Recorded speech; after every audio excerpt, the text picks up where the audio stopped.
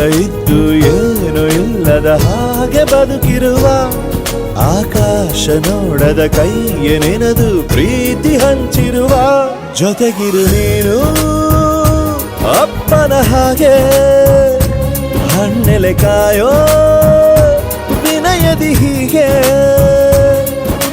ನಿನ್ನನು ಪಡೆದ ನಾವು ಪುನೀತ ಬಾಳು ನಗು ನಗುತ್ತಾ ಬೊಂಬೆ ಹೇಳುತ್ತೈತೆ ಮತ್ತೆ ಹೇಳುತ್ತೈತೆ ನೀನೇ ರಾಜಕುಮಾರ.